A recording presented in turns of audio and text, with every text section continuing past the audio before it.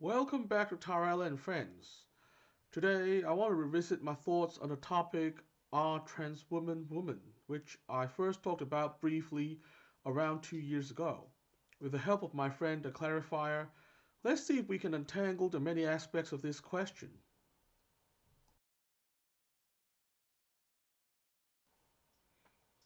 So let's start here. Do you believe that trans women are women? Of course, I do. Well, I am a trans woman and I identify as a woman, so logically I would have to believe that trans women are women. There's also the fact that I live my life in society as a woman and is seen as such, so there's a bit of life experience to support my view that trans women are women. However, let's make this clear. I don't believe we need to make everyone agree that trans women are women. I have nothing against people who don't agree with me. So you believe that trans women are women, but you don't want to make others believe the same. Yes, for two very good reasons. Firstly, you can't make the whole world agree with you anyway. It's authoritarian to do so.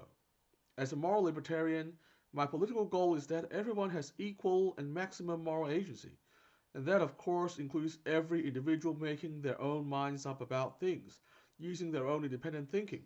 So of course, I'm going to accept that there are naturally going to be differences in views. Secondly, and this is perhaps the more important point, I don't think people necessarily need to agree that trans women are women before they can support the idea that society can and should accommodate trans people and our needs. Sometimes, I even think that the whole argument over whether trans women are women is a distraction from the more important conversations we need to have. It needlessly creates an us versus them dynamic, which is bad when what we need to do is to come together to a better understanding about certain issues.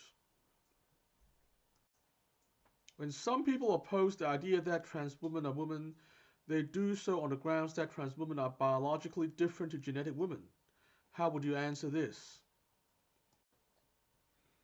Well, firstly, as I always say, I don't deny the biological differences. I believe any argument we must make must be consistent with objective empirical science. That's why we shouldn't deny the biological differences and their importance in some areas of life.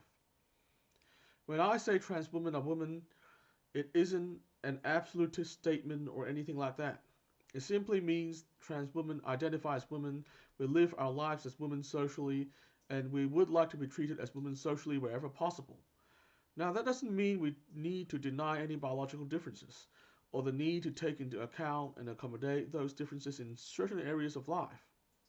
If you say that, okay, we will treat trans women just like other women in most areas of life, but there needs to be a few exceptions, then I'm fine with that idea, as long as the exceptions are reasonable and the gender dysphoria and safety needs of trans people are still accommodated. What I have a problem with is some forms of extreme gender critical ideology, where there is a firm commitment to place trans women in the category of men at all times at all costs.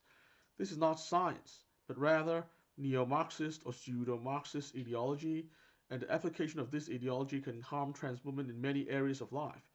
We must not let ideology come before humanity and compassion.